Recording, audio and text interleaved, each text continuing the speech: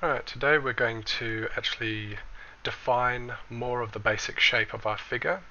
We're going to use some of the other brushes that we have available.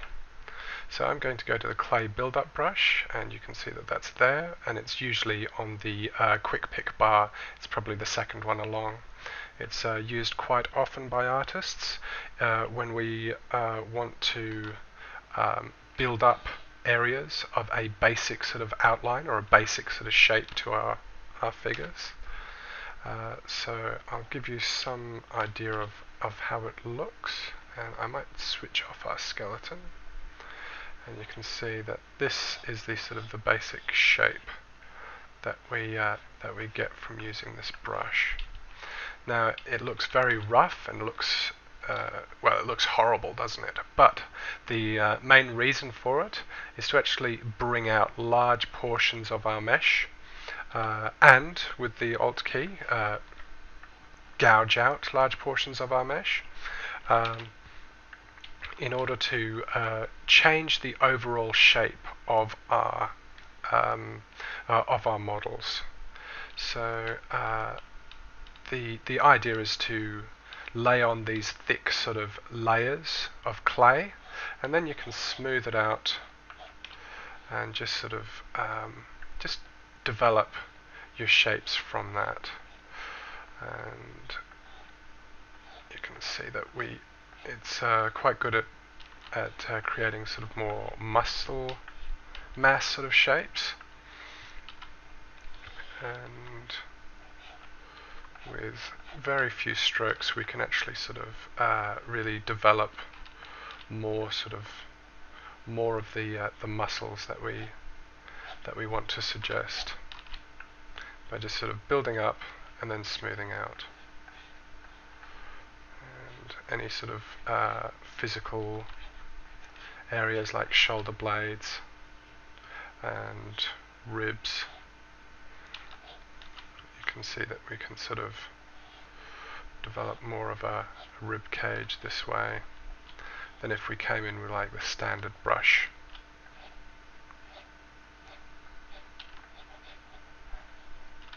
Now the smooth brush that I'm actually using Smooth Stronger, just because I am sort of working with these sort of very rough shapes, and the density of my Dynamesh is quite high, and so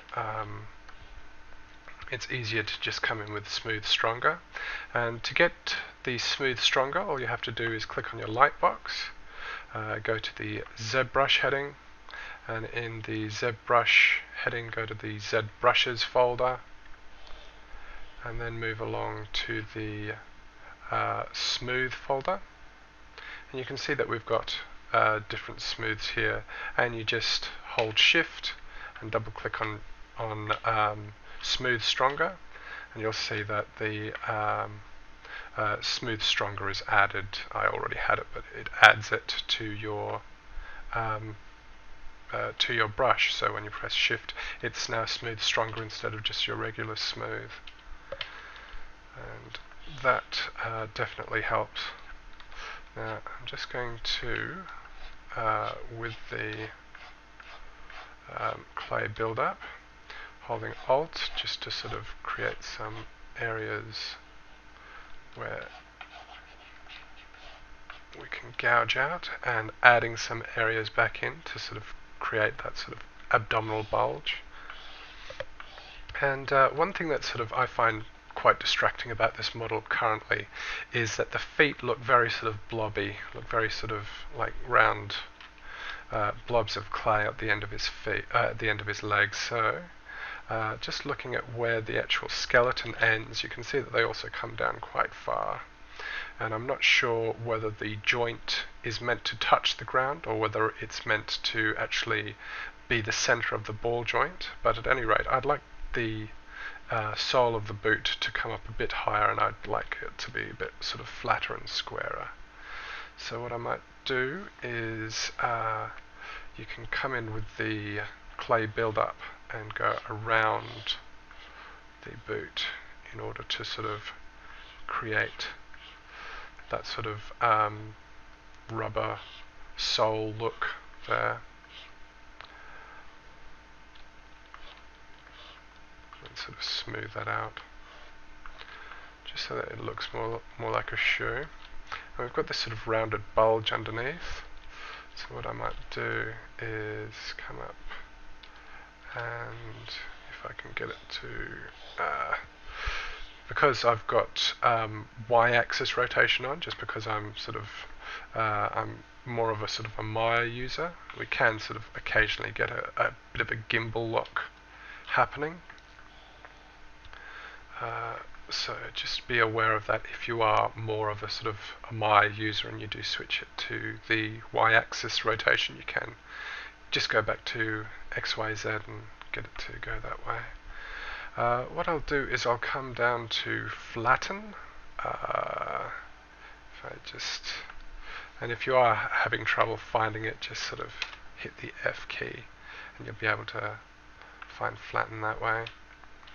And then with it sort of nice and flat onto camera, I'm just going to make sure that I touch first here, which is the right height, and then just sort of drag that across the bottom of the foot like that.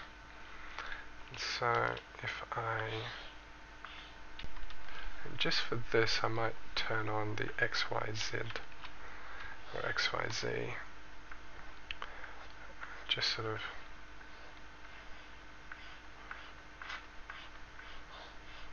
flatten it out that way. You can see that's already looking better.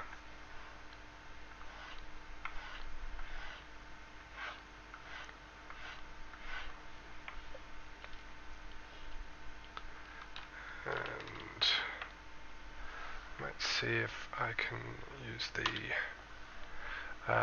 trim dynamic.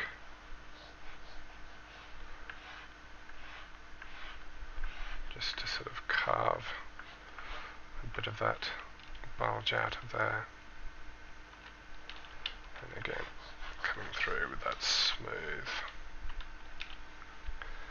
And now I think it's close enough that if we use our move, we'll be able to get much better sort of result. We'll bring that toe down, bring the ball up, bring the heel up.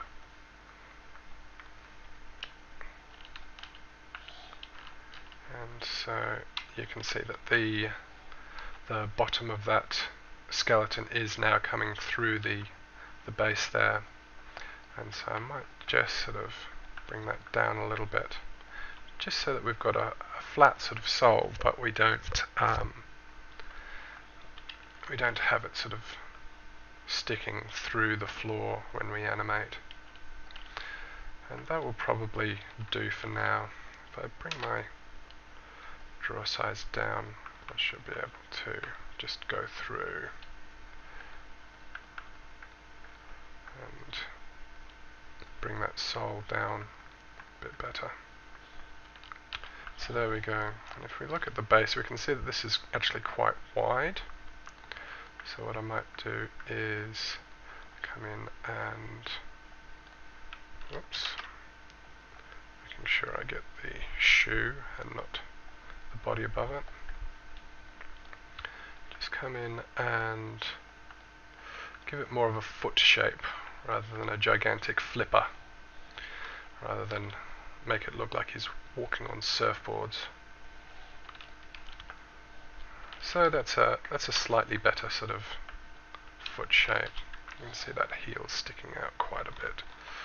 So I'm just going to come in here, bring that in a bit better.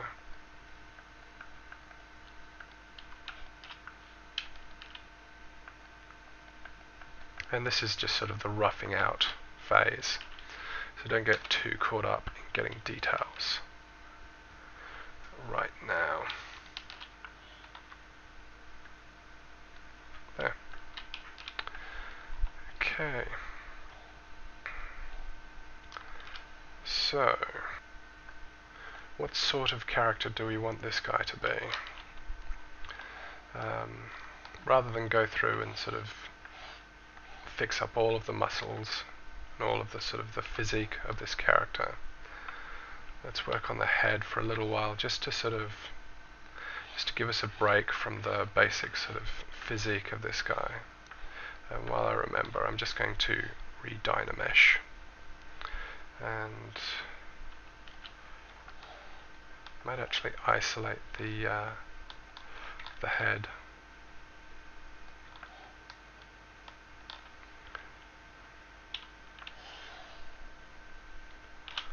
So that we can frame up and have a look at this face more. So if we go to clay build-up, we can build up things like the jawline, the chin, cheekbones, orbs of the eye, our brow, our nose,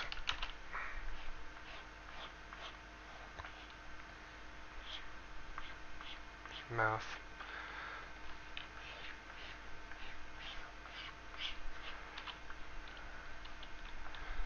And just sort of just have a look and see if there's anything that jumps out, something that you think would be a good shape to sort of to continue with, something that will be a good character design. So what I'm thinking is maybe giving this guy a sort of a reptilian look. So I'm just going to experiment with the face. And basically just get the silhouette right. So reptilian characters, or the reptilian sort of characters that I think of, generally tend to lead with their mouth. The teeth are the front point of their faces. Their jaws tend to sort of slope back, and their noses tend to be either level with the teeth or just sort of further back from it. The brow is further back on the head, and we have more of a sort of an elongated sort of skull. Now, because we're making a biped instead of a quadruped, and if it was a quadruped, the neck would be behind the head and the face sort of facing forward and the neck behind, meaning that the neck would actually grow out of the back of the head here. But because we're sort of being upright, we're being bipedal, we have the neck down here, but we still have more of a sort of an elongated skull than we would if it was like a Homo sapiens or some other sort of creature like that.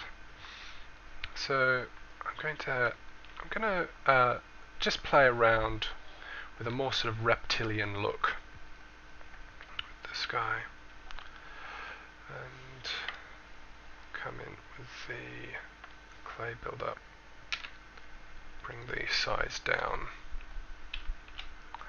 and let's have a look.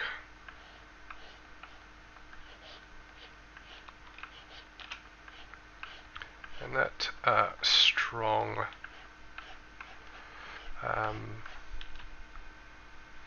strong smooth might be a little bit too high, so I'm just going to switch back to my regular smooth.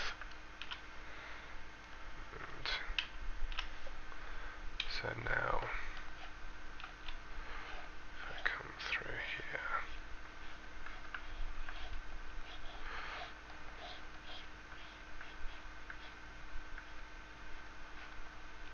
and just bring out some of these nostrils and give this sort of this reptilian creature more of a snout, more of a sort of almost leading with the lips, so that the teeth at the very front of the creature, of his head. And also develop quite a long jaw, sort of almost like a crocodile or an alligator.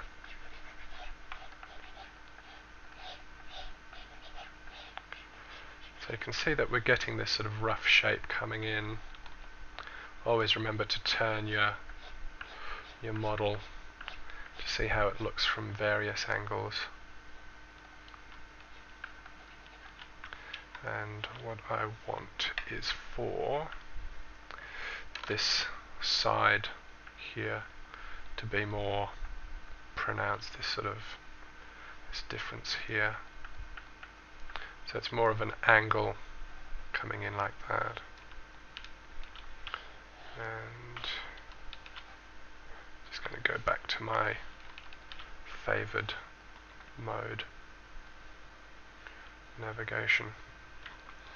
Now with reptiles, quite often the actual jowl or the jaw, under the jaw, can be sort of more of a gradual sort of lean in into the neck. Not always. You can sort of have reptilian creatures that don't have that. I'm going to go for a bit of both. I'm going to have like this sort of this hollow in the middle, so that it's like these muscles are coming up to either side of the jaw here. I'll just see what sort of forms we get out this way. And his chin's being a little too weak now for me to be happy with.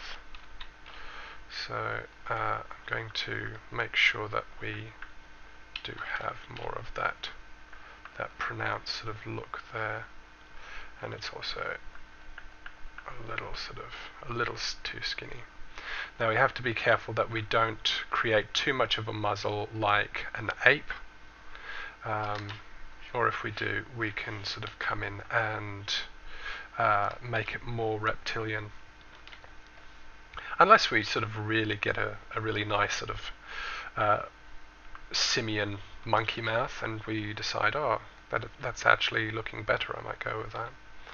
But for the time being, I'm just going to try and keep it sort of reptilian.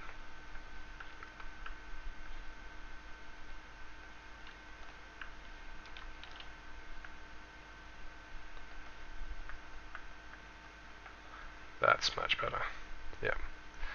Bring it up so that it's sort of, there is more of that sort of delineation between top and bottom of the head at the mouth line.